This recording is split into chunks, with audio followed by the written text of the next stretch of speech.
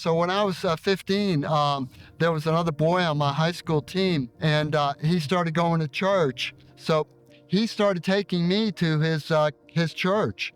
I didn't really think there was much to it until I started to get a Bible and read it. And then I was just so amazed at Jesus. And at one point I just said, hey, I'm all in. So I started going to church every Sunday through my adult years and had come to fellowship, but I sort of had a faith crisis, and I just let Satan use that in my life to make me bitter, to make me critical.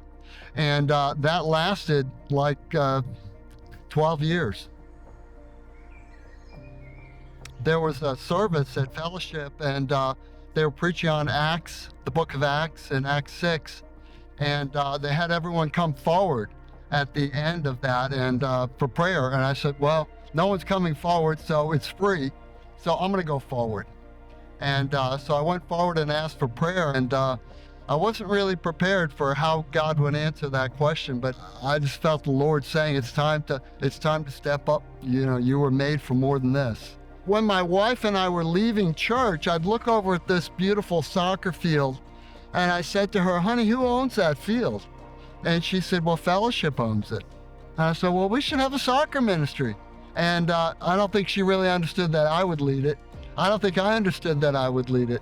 But after about a period of several months of me persisting, we got the soccer ministry started. And it was very small. And so it was me and like 3 other people.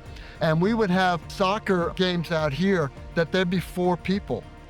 And if there were 3, we'd have to go home. But if there were 4, we could have a 2-on-2. And so we did that for many, many weeks. It was really discouraging, you know, and I remember sitting out here, I think I was probably kneeling, like everyone had gone home, it was dark, I was the only one here, the campus was shut down, and I remember just praying and saying, God, you know, if this is you, then I need you to show up. And he showed up in a big way. Now God's brought it to where we have on average between 40 to 80 players. We've had as many as 120 players out here. And we've seen people from 97 different countries come and play here.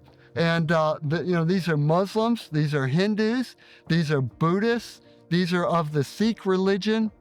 To be able to get out here and to connect emotionally with so many men and to help them with their next steps to faith and to manhood and to fatherhood.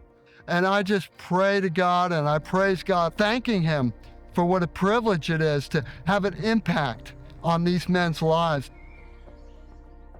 There's 2 professional soccer players that played with Nashville SC, and they'll come regularly and speak to the people here and just and talk about what it means to follow Jesus, what it means to really be a man. And that's inspiring and inspires them, and we see great changes happening in these men. We see them really taking responsibility for their lives, really waking up spiritually. And so, you know, we're commanded to make disciples of all nations, but not all of us can go to all nations. But God has brought 97 nations here to Fellowship, to the Fellowship campus. He brought them to church, to our church.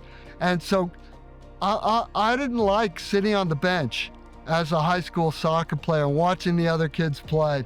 So, and I don't want to be sitting on the bench when God evangelizes the world.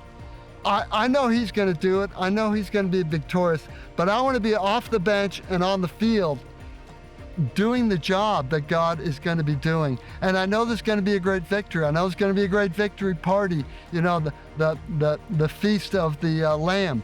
And I want to be at that party. I want to be at that party as someone who played, someone who got off the bench and was involved in the victory.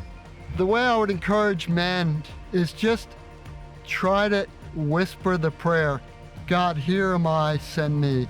God, what do you want to do with my life? Lord, this is really tough. This is a grind. Lord, please help me. And just to try to have just a little bit of humility, just to ask God, ask your brothers, what do I need to do? How can God use me? And be prepared.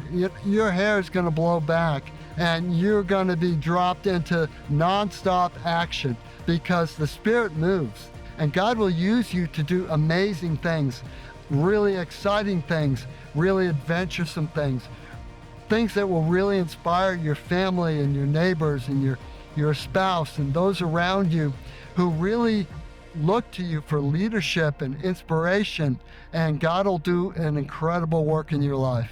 My name is Paul Campanis, and I hope my story will ignite something in you.